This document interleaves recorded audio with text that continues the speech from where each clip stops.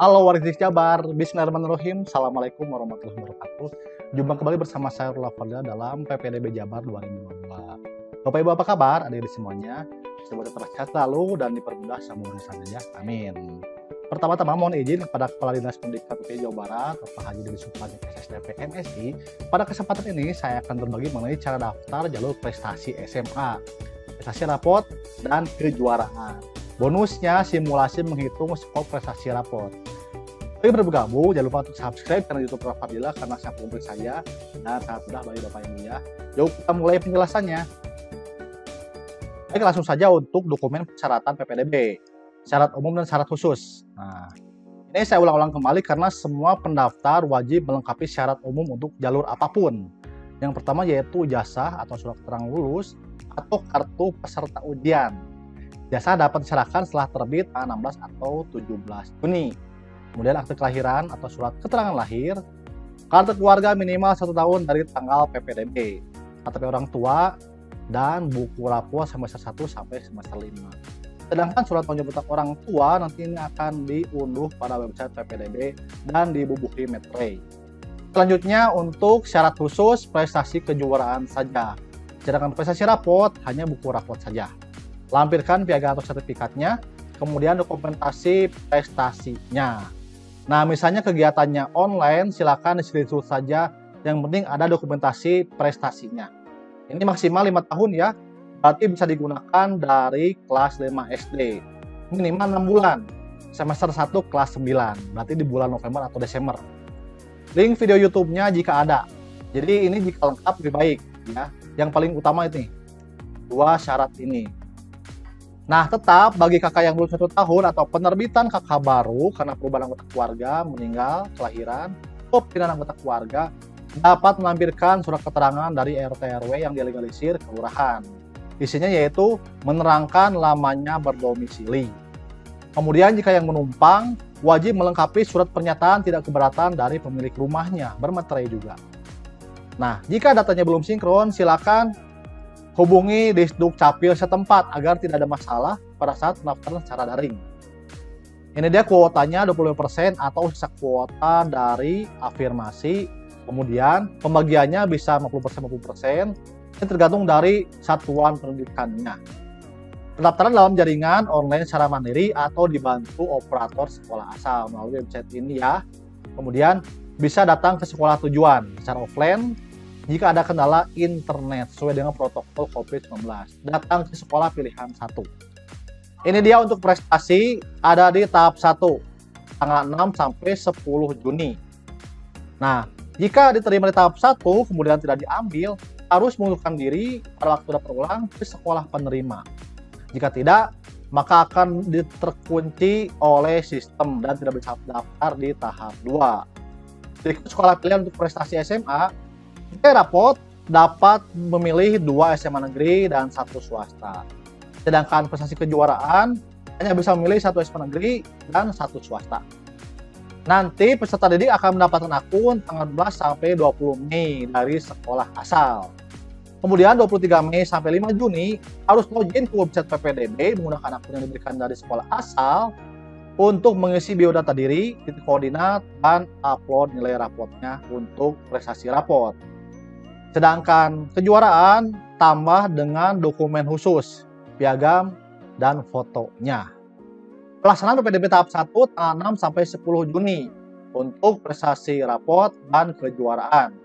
Kemudian nanti untuk kejuaraan ada uji kompetensi tanggal 13 sampai 15 Juni. Ini bagi sekolah yang melaksanakan ya. Selanjutnya pengumuman tanggal 20 Juni 2022 di website atau di sekolah tujuan. Kemudian terulang 21 sampai 22 Juni di sekolah tujuan. Berikut seleksi untuk prestasi rapot dan kejuaraan. Untuk rapot akan nilai rata-rata semester 1 sampai semester 5 semua mata pelajaran. Jika ada nilai yang sama pada batas kuota akan seleksi berdasarkan usia yang lebih tua. Sedangkan kejuaraan bisa 100% dari piagam atau uji kompetensi, jadi perbandingannya 30 dan 70%. Kemudian sama jika ada yang nilainya sama pada batas kuota akan diseleksi berdasarkan usia yang lebih tua. Berikut struktur kurikulum mata pelajaran SMP. Kelompok mapel A 7 mata pelajaran dan kelompok mapel B 3 mata pelajaran saja. Misalnya untuk seni budaya ada muatan lokal bahasa Sunda, nanti ini akan dirata-ratakan. Kemudian penjas dan prakarya. Sedangkan MTS pendidikan agama Islam 4 mata pelajaran ditambah dengan bahasa Arab. Sisanya sama. Berikut contoh perhitungan skor seleksi jalur prestasi rapot bagi lulusan SMP. Nilai semester 1 input, nah dirata-ratakan semester 2 sampai semester 5. Kemudian nilai rata-rata semester 1 sampai semester 5 dijumlahkan untuk mendapatkan skor akhir. Ini dia skor akhirnya. Kemudian untuk MTS, nilai PAI-nya diinput semuanya 4 mapel ditambah dengan bahasa Arab. Total dirata-ratakan sampai semester 5. Kemudian jumlah semester 1 sampai semester 5 menjadi skor akhirnya 360,71. Kita akan simulasi di format Excel. Bagi yang membutuhkan nanti silahkan download di deskripsi ya. Baik, inilah simulasi menghitung prestasi rapot untuk lulusan SMP. Kita akan input berdasarkan rapot ya. Ini salah satu contoh lulusan kemarin. Kita akan input untuk PAI. Dan yang di-input yaitu pengetahuan saja, bukan nilai keterampilan. Kita akan mulai input ya. Nah, ada yang bertanya, Pak, bagaimana passing grade-nya? Di prestasi rapot tidak ada passing grade. Semakin tinggi nilainya, semakin berpeluang untuk lolos. Sudah? Nah, ini untuk kelompok B-nya. Nah, ini dia. Input nilai semester 1 semua mata pelajaran dan kita akan mendapatkan rata-ratanya. Berarti yang bersangkutan dapat rata-rata 86,7. Kita akan lanjutkan untuk yang semester 2.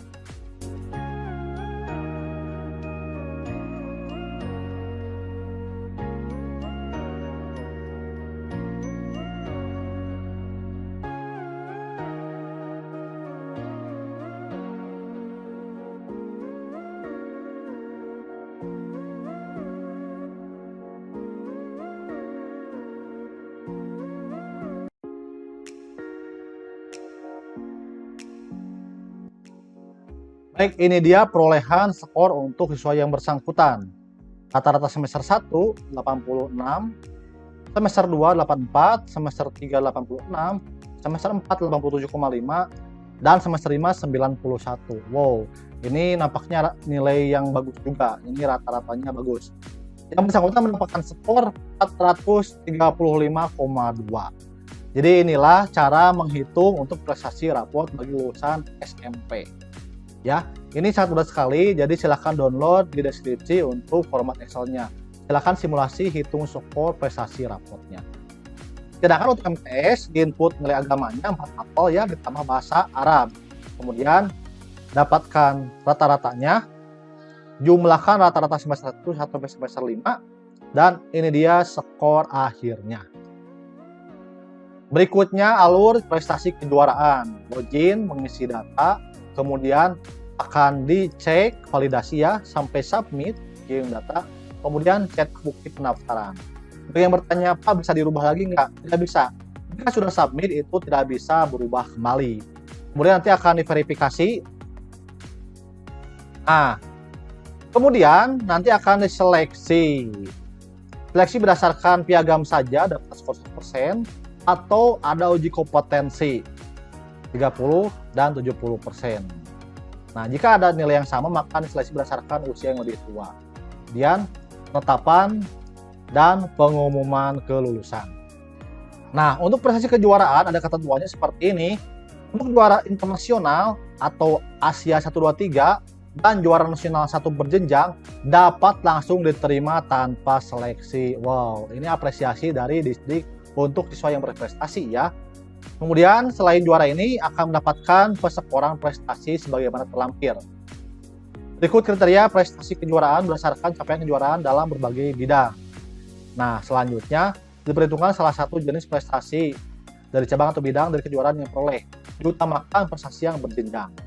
Prestasi tersebut paling lama minimal 5 tahun atau paling cepat 6 bulan saat pendaftaran PPDB. Jadi bisa dari kelas 5 SD atau semester 1 kelas 9. Nah, kejuaraannya minimal tingkat kabupaten atau kota. Jadi mohon maaf, tidak bisa tingkat kecamatan. Selanjutnya kejuaraan tingkat internasional yang diakui oleh kementerian atau lembaga pemerintah non-kementerian, ditetapkan sebagai agenda internasional. Nah, berikut kategori prestasi kejuaraan yang diselenggarakan oleh Kemendikbud, OSN, O2SN, FLS2N, LCSPN, kita hajar, kita harus belajar ya, lomba jari, LKJS, lomba cipta puisi, cipta lagu melukis, dan membatik. Atau yang di luar Kemendikbud, bidang sains, teknologi, seni budaya, olahraga, permukaan, keagamaan, bela negara, palang merah remaja, literasi, dan bahasa. Jadi semua bidang perlombaan bisa mengikuti prestasi kejuaraan. Kemudian juga prestasi bidang keagamaan. Untuk Islam ya, Hafidz Quran, Musabaqah Tilawatil Quran, qasidah, nasyid, dan dakwah. Atau yang Kristen lagu rohani dan lainnya. Serta agama lainnya dibuktikan dengan sertifikat atau surat keterangan dari kantor atau lembaga keagamaan penyelenggara. Nah, ini penyetaranya untuk Hafidz Quran jumlah 11 sampai 30 juz itu setara dengan juara 1 tingkat internasional. Jadi langsung lolos ya. 7 sampai 10 juara 1 tingkat nasional, 4 sampai 6 juara 1 tingkat provinsi, dan 3 juz setara prestasi juara 1 tingkat kabupaten atau kota. Juga prestasi literasi West Java Leader Reading Challenge berupa piagam penghargaan dari pemerintah pusat atau pemerintah daerah. Nah, diberi skor setara dengan kejuaraan tingkat wilayahnya. Selanjutnya prestasi permukaan, prestasi pramuka penggalang Garuda, juara 1 dan 3 lomba tingkat 5 atau nasional, partisipasi kegiatan internasional Jabar Dunia, Jabar ASEAN atau kegiatan nasional. Sampai partisipasi kegiatan cabang, jadwal kegiatan kabupaten atau kota yang melampirkan surat tugas atau dokumentasi keikutsertaan dan fotokopi sertifikat atau piagam partisipasi kegiatan cabang. Dan ini penyekoran prestasi permuka, piagam jambore dunia setara dengan juara 1 internasional sampai juara 3 lomba tingkat 3 kabupaten setara dengan juara 3 kota kabupaten. Inilah penyekoran prestasi Kemendikbud atau Kemenag. Juara 1 tingkat dunia mendapat skor 495 untuk tunggal atau bergu 445. Sampai juara harapan atau juara 4 tingkat kabupaten kota skor 200 untuk tunggal dan bergu 190. Dan penyekoran prestasi non Kemendikbud Kemenag dari induk organisasi. Ini skornya sama tingkat dunia sampai tingkat kabupaten kota. Jadi hanya berbeda skornya saja. Nah, tahap akhir, selamat ya jika lolos. Nanti siapkan dokumen persyaratannya, bawa fotokopi dan perlihatkan aslinya. Cetak bukti tanda diterima dari website PPDB. Kemudian bagi calon peserta didik yang tidak daftar ulang sesuai jadwalnya, tanpa pemberitahuan maka dianggap mengundurkan diri. Kemudian bagi calon peserta didik yang terima tahap 1 tapi tidak diambil, ingin daftar ke tahap 2, harus mengundurkan diri dari sekolah penerimanya agar tidak terkunci di pendaftaran tahap 2. Baik, demikian itulah informasi cara daftar jalur prestasi SMA, prestasi rapot, dan kejuaraan. Silakan download di deskripsi untuk simulasi menghitung skor prestasi rapot. Semoga bermanfaat, sampai jumpa di video berikutnya. Wassalamualaikum warahmatullahi wabarakatuh.